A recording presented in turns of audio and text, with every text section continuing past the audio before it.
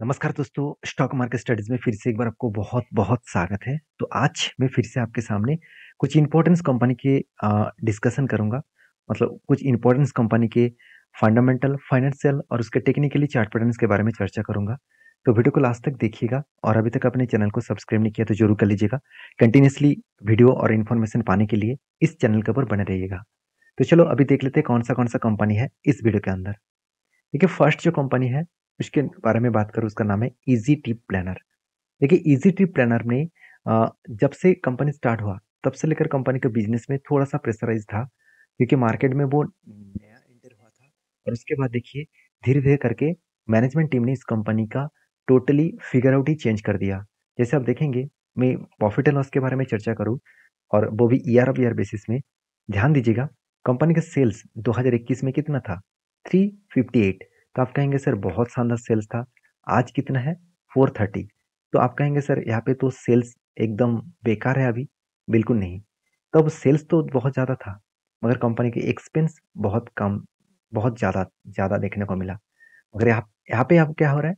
यहाँ पे एक्सपेंस कम हो चुका है और जिसके चलते है उस टाइम सेल्स ज़्यादा होने के बाद भी कंपनी के एक्सपेंस ज़्यादा होने के कारण कंपनी का प्रॉफिट जो है वो ना के बराबर था और कंपनी उस टाइम 1-2 करोड़ के आसपास प्रॉफिट कर रहे थे। आज कंपनी का प्रॉफिट 160 करोड़ तक पहुंच चुके हैं। तो यहाँ पे जो प्रॉफिटेबिलिटी देखने को मिला उस बेसिस में शेयर भाग नहीं रहा है।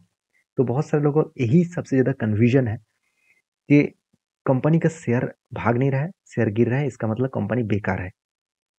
देखिए ये पॉइंट्स आपको सबसे पहले आपको दिमाग से हटाना पड़ेगा क्योंकि जब भी कोई कंपनी के शेयर का प्राइस के ऊपर आप रिसर्च कर रहे हैं तो प्लीज़ वो प्राइस आपको गलत दिशा में लेके जा सकते हैं। अगर कंपनी का फाइनेंशियल के ऊपर आप स्टडी करके काम कर रहे हैं, फाइनेंशियल के साथ-साथ टेक्निकली चार्ट पैटर्न देख रहे हैं, तब ठीक है। जैसे आप देखेंगे कंपनी के सेल्स में कोई कमियाँ नहीं है, प्रॉफिट भी धमाका है और रिटर्न ऑफ इक्विटी भी बेस्ट है। तो जब इतने सारे पॉइंट्स बेस्ट है, तो आपको अगर रिटर्न नहीं दिया, अगर लॉस दिया, मेरे हिसाब से यहाँ पे बेस्ट अपॉर्च्युनिटी दे रहा है आपको डिस्काउंट प्राइस में शेयर को खरीदारी करने के लिए। तो इससे बढ़िया मौका शायद आपको दोबारा ना मिले, मेरे हिसाब से। क्योंकि कंपनी की जो अपॉर्च्युनिटी है, वो इस तरीके से बार-बार नहीं मिलता है। तो आप कहेंगे सर क्या मैं बाय कर लूँ? देखिए मैं पहले भी बोल चुका हूँ, अभी भी बोलूँगा, बाद में बोलूँगा। मैं कोई सेबी रजिस्टर्ड पर्सन नहीं हूँ, मैं आपको बाय सेल का रिकमेंडेशन करूँ।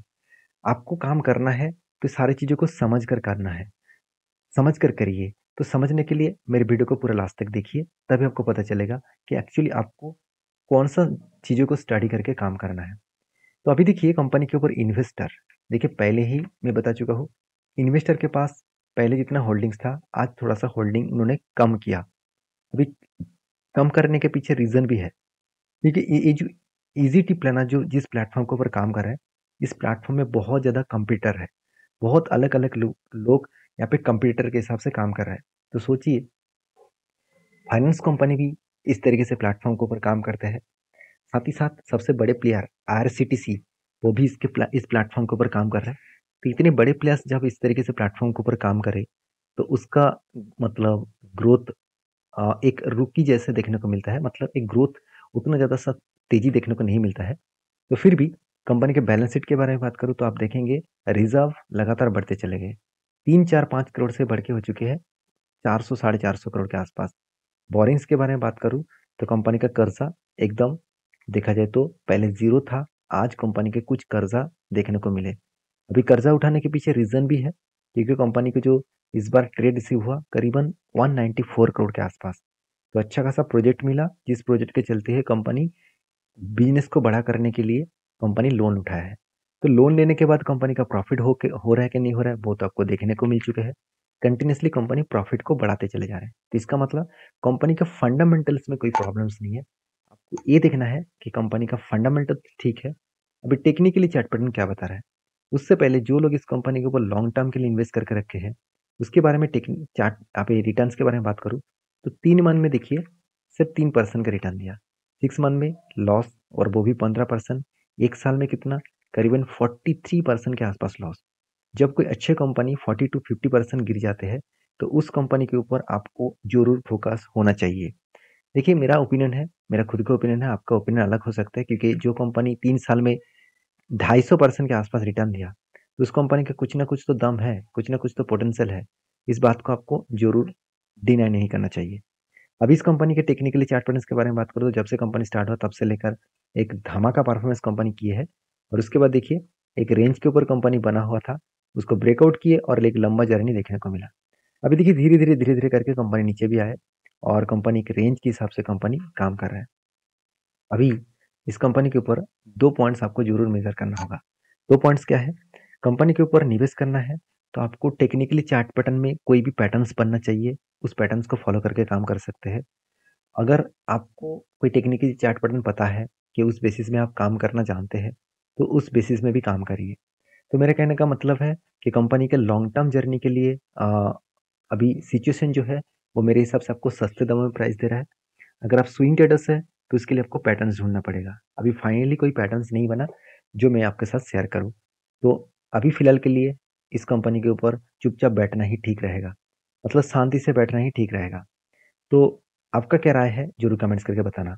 नेक्स्ट जो कंपनी है उसका नाम है पेटीएम। देखिए पेटीएम इंडिया की एक फाइनेंस कंपनी भी है, देखा जाए तो एक स्टॉक ब्रोकिंग कंपनी भी है और यूपीआई कंपनी भी है। फर्स्ट टाइम जब पेटीएम मार्केट में आया था यूपीआई को लेकर, तो इसका मतलब इसका ही जलवा चलता था उस टाइम। उसके बाद जब मार्केट में बाकी प्लेयर्स एंटर हुआ, जैसे फ़ोन पे जब आया इसका पूरा का पूरा मार्केट खा चुके थे। उसके बाद जब गूगल पे स्टार्ट हुआ तो पूरा का पूरा मार्केट ही बंद कर दिया। मतलब पेटीएम का हालत ही खराब कर दिया। क्योंकि देखिए पेटीएम जब कोई भी रिचार्ज करने के लिए, कोई भी पेमेंट्स करने के लिए वो पहले चार्ज नहीं लेता था। आज पेटीएम 1, 2, 3, ₹5 करके चार्जेस लेते हैं हर ट्रांज़ैक्शन में। तो सोचिए उस चार्जेस जो कंपनी नहीं ले रहा है तो लोग तो उसी के पास जाएगा ना। तो फ़ोन पे भी पहले चार्ज नहीं लेता था, आज चार्ज करते हैं। और गूगल पे आज तक चार्ज नहीं किया। तो इसलिए जितने सारे लोग पेटीएम के ऊपर था, गूगल पे, भारत पे इसके ऊपर था, वो डायरेक्टली ट्रांसफ़र हो गया किसके ऊपर? गूगल पे के ऊपर। तो कहने का मतलब है कि कंपनीज़ के ऊपर अभी जब भी काम करेंगे, तो इस सारी चीज़ों को आपको देखना पड़ेगा कि बिज़नेस कंपनी किस तरीके से कंट्रोल करके करके रखा है। इसका मैनेजमेंट का जो फिगर आउट है, मतलब मैनेजमेंट का जो काम है, मुझे उतना ख़ास नहीं लगता है क्योंकि कंपनी का सेल्स तो बढ़ा, मगर कंपनी के एक्सपेंस उससे कई गुना ज़्यादा बढ़ा। अभी एक्सपेंस जो बढ़ा है वो किस बेसिस में है? ध्यान से देखना, कंपनी के एम्प्लॉयी कॉस्ट। जिस कारण के वजह से कंपनी का आज खतरा इतना मोल लेना पड़ रहा है। तो एम्प्लॉयी कॉस्ट अगर कम नहीं कर पाएँगे तो कंपनी कहाँ से खड़ा होगा? तो ये बात को भी तो आपको सोचना चाहिए ना। तो एम्प्लॉयी कॉस्ट सबसे पहले कम करना चाहिए। जो पहले तो कम था, 31% के आसपास था, आज वो बढ़ के 50% हो चुके हैं। तो एम्प्लॉयी में अगर ज़्यादा खर्चा होगा, तो कंपनी कहाँ से सस्टेन कर पाएँगे और कहाँ से प्रॉफ़िट दिखाएगा? तो इसीलिए कंपनी जब से स्टार्ट हुआ, तब से लेकर आज तक प्रॉफ़िट में नहीं है, आज तक लॉसेस में है और लिस्टिंग होने के बाद भी बिग क्रैश देखने को मिला और इन्वेस्टर का पैसा पूरा का पूरा फँस चुके हैं। तो मैं बार-बार बोलूँगा कि किसी भी कंपनीज़ के ऊपर काम करने से पहले ये सारे डिटेल्स को आपको देखना पड़ेगा। तो फिलहाल के लिए क्या सिचुएशन है? फिलहाल की जो सिचुएशन है, उसके बारे में बात करूँ तो एज़ ए इन्वेस्टर, प्रोमोटर के बाद सॉरी प्रोमोटर तो नहीं है, एफएस के पास सबसे ज़्यादा होल्डिंग्स है और उसके बाद डीएस और पब्लिक के पास होल्डिंग है। यहाँ पे क्वेश्चन मार्क यही आएगा कि सर आपने तो बोला कि जब भी डीएस के ऊपर एफएस और डीएस अच्छा खासा कोई किसी कंपनी के ऊपर माल उठा रहा है, तो उस कंपनी के ऊपर कुछ ना कुछ हाई ग्रोथ देखने को मिल सकता है। देखिए ये बात मैंने कहा, ये बात सही है, मगर उसके साथ और एक बात कहा, शायद आपने वो नहीं सुना है। वो बात है कंपनी अगर फंडामेंटल फाइनेंशियली ठीक-ठाक है, तभी इस चीज़ों को देखना, नहीं तो छोड़ देना। चाहे कंपनी के ऊपर इन्वेस्टर कितना भी 100% भी इन्वेस्टमेंट करके रखे, तो भी मुझे कुछ फ़र्क नहीं पड़ेगा। बाकी जब धीरे-धीरे करके इस कंपनी का कुछ परफॉर्मेंस अच्छा दिखेगा, तब कुछ पॉज़िटिवली सोचेंगे। तो 3 मंथ में कंपनी देखिए 30% के आसपास रिटर्न, सॉरी 6 मंथ में 30% के आसपास रिटर्न दिया। 1 साल में कंपनी 90% के आसपास रिटर्न दिया। तो इसका मतलब लोगों का जेब तो डबल कर दिया, मतलब जेब में जितना पैसा था, जो जितना पैसा लगाया उसको डबल कर दिया। तो उसके बाद 3 सालों में देखिए कंपनी का हालत कितना हो गया, 57% का लॉसेस। 5 साल में भी सेम टू सेम, 10 साल में भी सेम टू सेम। तो कहने का मतलब है कंपनी 1 साल के अंदर हमको अच्छा प्रॉफिट दिया। इसको देखकर बहुत सारे लोग खुश हो रहा है। इसको देखकर बहुत सारे लोग यही खुश हो रहा है कि कंपनी के ऊपर एक शानदार मोमेंटम दिखेगा। हाँ, मान लेता हूँ कंपनी एक डब्ल्यू जैसे पैटर्न क्रिएट किया। अभी देखिए इस पैटर्न को कंफर्म तो हुआ। अभी पैटर्न को मुझे और एक चीज़ चाहिए वो है शोल्डर का, मतलब यहाँ पे कफ विथ हैंडल पैटर्न्स बनेगा। तो कफ विथ हैंडल पैटर्न्स बनेगा, क्या इसके ऊपर मैं टेल लूँगा? बिल्कुल नहीं। क्योंकि लॉस मेकिंग कंपनी के ऊपर कोई भी शानदार पैटर्न बने, तो उसके ऊपर मैं टेल लेने के लिए तैयार नहीं हूँ। क्योंकि वो कंपनी आज नहीं तो कल आपको फंसा सकते हैं। तो बाकी आपका अगर सही लगा तो कंपनी के ऊपर काम करने के लिए तैयार हो जाइए। नेक्स्ट जो कंपनी है उसके बारे में चर्चा करूँ, उसका नाम है रोसारी बायोटेक। देखिए रोसारी बायोटेक एक केमिकल्स कंपनी है और होम पर्सनल केयर, उसके साथ performance chemicals, textile speciality chemicals, animal health and nutrition, इस तरीके से प्रोडक्ट्स को कंपनी बेचते हैं। कंपनी के 2 R&D सेंटर्स है जहाँ पे कंपनी कंटिन्यूसली प्रोडक्ट के ऊपर रिसर्च एंड डेवलपमेंट करते हैं।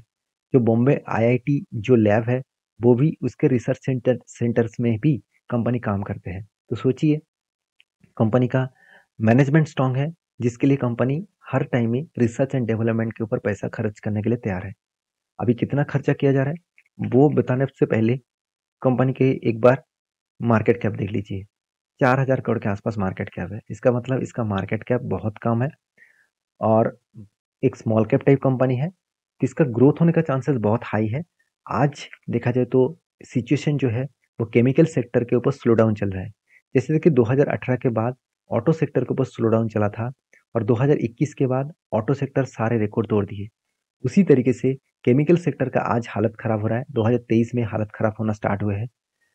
कहा जाता है कि 2025 के अंदर सब कुछ सेटलमेंट हो जाएगा, सब कुछ ठीक हो जाएगा। अभी सेटलमेंट का मतलब क्या है? यहाँ पे कोई सेटलमेंट नहीं होगा। एक्चुअली चाइना क्या कर रहा है, जो यूरोप्स मार्केट में सस्ते दाम में प्रोडक्ट को बेच रहा है। तो जब चाइना का जो डिस्काउंट प्राइस में माल बेचना बंद हो जाएगा तब सारी चीज़ों को फिर से नॉर्मली देखने को मिलेगा और इंडियन मार्केट का डिमांड बढ़ेगा। तब इस केमिकल सेक्टर का ग्रोथ होने का चांसेस रहेगा। अगर मैं क्वार्टरली के बारे में बात करूँ तो कंपनी की जो सेल्स है, आप ध्यान से देखेंगे तो कंपनी का सेल्स कंटिन्यूसली सेल्स इंक्रीज देखने को मिला। पिछले सालों की तुलना से भी इस बार कंपनी सेल्स जबरदस्त किया और एक्सपेंस को कंट्रोल करने के बाद 24 करोड़ से बढ़ के हो चुके 33 करोड़ के आसपास। तो अलग लेवल का एक परसेंटेज प्रॉफिटेबिलिटी के हिसाब से देखने को मिला। अभी एज ए इन्वेस्टर, प्रोमोटर से लेकर FSDS पब्लिक हर किसी के पास इन्वेस्टमेंट आपको देखने को मिल चुके हैं। तो मैं जरूर कहूँगा इस कंपनी के ऊपर फोकस रखिए। आज शायद आपको कुछ खास ग्रोथ ना दिखे, फ्यूचर में आपको अच्छा खासा ग्रोथ देखने का चांसेस मिलेगा। तो फिलहाल के लिए इस कंपनी के ऊपर जो परसेंटेज ऑफ रिटर्न है, जो लोग लॉन्ग टर्म के लिए इस कंपनी के ऊपर सोच रहे हैं, तो उसके बारे में चर्चा करूँ तो आप 6 मंथ में देखेंगे तो कंपनी में छोटा मोटा प्रॉफिट हुआ था। एक साल में कंपनी को बिग लॉसेस करीबन 10% के आसपास लॉस देखने को मिला। मगर 3 साल में डेटा देखेंगे तो छोटा मोटा लॉस 16% के आसपास। 5 साल में कंपनी 66% के आसपास प्रॉफिट दिया और 10 साल में कंपनी सेम टू सेम। अभी तक 10 साल नहीं हुआ तो अभी तो स्टार्टिंग है केमिकल्स कंपनी का। और रोसरी बायोटेक्स के ऊपर फोकस रखना क्योंकि इसका जो प्रोडक्ट है उस प्रोडक्ट का डिमांड हमेशा आपको मार्केट में देखने को मिलता है। तो रोसरी बायोटेक के चार्ट पैटर्न्स के बारे में चर्चा करूँ तो कंपनी के ऊपर जो टेड बना था, फाइनली शोल्डर कम हेड कम शोल्डर बना था। 2 बार शोल्डर बनने के बाद ब्रेकआउट हुआ, ब्रेकआउट कंफर्मेशन इसके ऊपर हुआ और देखिए ऊपर जाने के बाद जो टारगेट होना चाहिए था उससे पहले ही रिवर्स कर दिया। अभी मैं इस जगह पे 2 बार रिटेस्ट करने के बाद रिवर्स हुआ। तो मैंने आपको ये बताया यहाँ पे रिवर्स होने का कारण कौन सा है।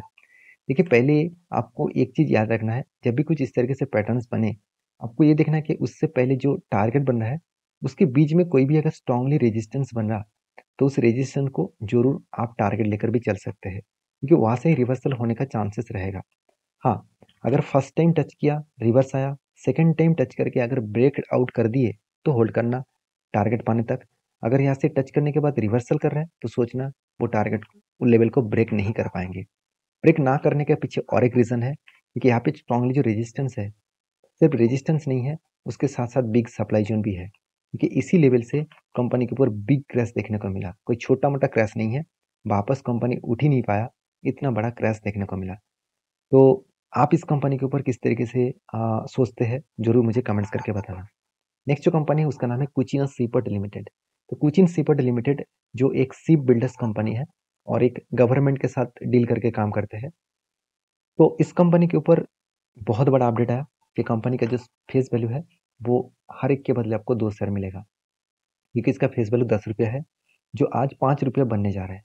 तो कहने का मतलब है इस कंपनी के ऊपर कुछ स्टडी करके आपको काम करना है।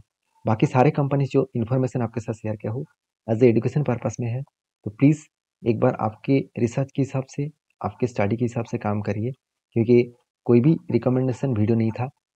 सारे चीज़ मैं आपको एजुकेशन पर्पस में ही शेयर किया हूँ। तो मिलते हैं नेक्स्ट वीडियो में, तब तक के लिए अच्छे से रहिए, अपने ख्याल रखिए। धन्यवाद।